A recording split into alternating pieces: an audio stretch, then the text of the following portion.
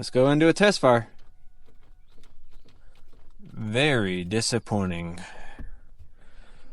What is going on? Oh my gosh. I should have fixed it. Let me show you what I'm dealing with. So I have a pair of hemostats that are curved on our starter solenoid, and that's because I can't get the jumper up there. So then I have our lead hooked up to the metal part in between the two there, and then I have our ground connected to the starter. This is a Bluetooth flute model. I have it on voltage. It's on DC, so I'm going to take this up to the by the ignition switch, hit it, and see if we're getting 12 volts here, and then we'll know that we're not supplying 12 volts to our starter, and it's not our starter's the issue, which I'm 90% sure it's not. But this is part of the troubleshooting from here backwards now. Our ignition is on. I'll put this up here so y'all can see it. I'll hit the key, and we are not getting any voltage to our starter solenoid. So now we know that. We know the voltage isn't coming to our wire. I have printed off a schematic. Here's our starter relay, and we know it's clicking, so this side of the relay should be good, because we have our body control module, which is that security system. It supplies the ground. It looks like our neutral safety switch or our clutch pedal, which we have a combination. We won't go in that in here.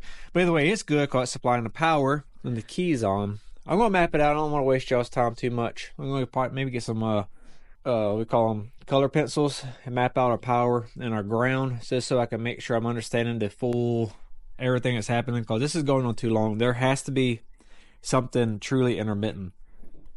We have mapped out our schematic, pretty basic.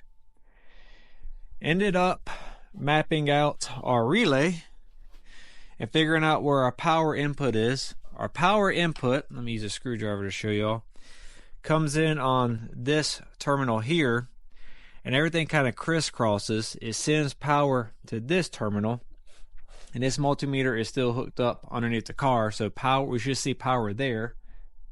We have pulled out our off-brand power probe, and now if by moving this up, I apply 12 volts.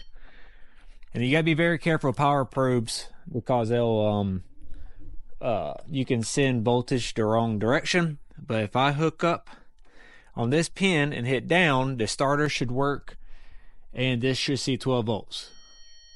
Nothing. So we know now that there is a break of some sort between this fuse box and my starter. I cannot explain though why things have been intermittent, unless there's an issue with this pin in particular, because something has been a common denominator with moving something around in here. But now we know that it's between this point and this point, and this shows that there's a connector somewhere. So that could be something else for us to run into. Alright guys, we're on the hunt. This is an aftermarket feature I installed years ago. I installed this relay and I named it Neutral Safety. During our troubleshooting, we said that there had to be a connector somewhere. This Charlie or Cat 102. That's going to run from this relay over here, and then we had this connector. So that was our halfway point, because we already ohmed out the whole system. The whole system wasn't connecting. Now I connect, and I know this because I have got half my leads on the multimeter on our red, and then that black wire is connecting to the other end of our starter wire.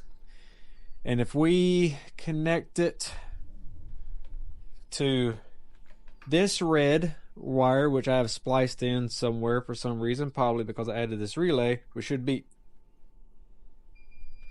We're beeping, so now I know that this side of the relay is going down all the way to that wire. And I've already ohmed it out off camera that this side of the pigtail, which is, there's that, this wire, which is the other side of this relay, is true there. So our issue is this relay, however it gets activated with this white wire, is not doing that anymore for whatever reason that is. I bet I do know. I bet this goes to my shifter. I about guarantee it. I bet this goes to the shifter, and if I bypass this relay, I can start this car in every gear. That would be why I kept this, because I have an at-the-market shifter. Or this relay's gone bad.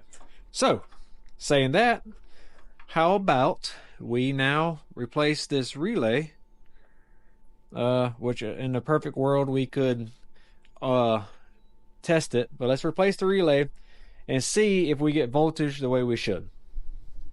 So we have the car back together just good enough to start everything and try it. I don't want to clean up if I have to take everything back apart. So I've hooked the battery back up.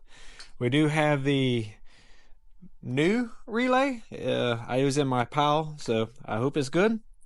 We have connected our pigtail back up. I have the new relays that we bought off of Amazon. And now let's get in the car. Okay, we are doing this live together. I have not tested this off camera. And that's our problem. We figured it out.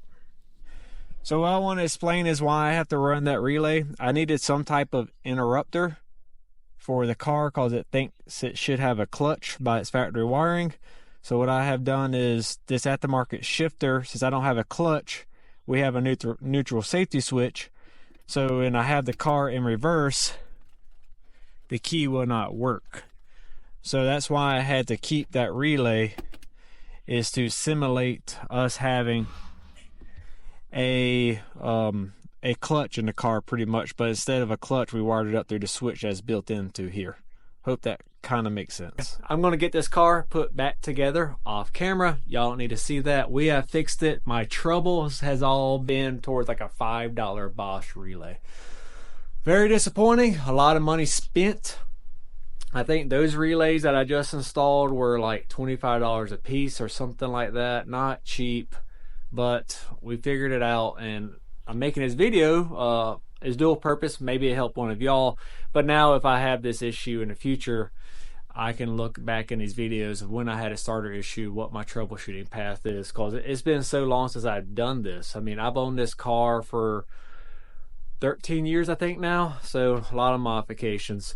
But anyways, I'm going to end it off.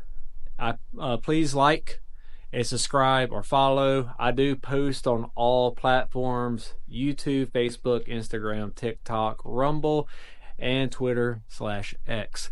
On the other platforms, they have to be shorter content, so I post all my long form content primarily on YouTube and sometimes like on Rumble. But anyways, I'm going to end this off here. On to the next one, guys.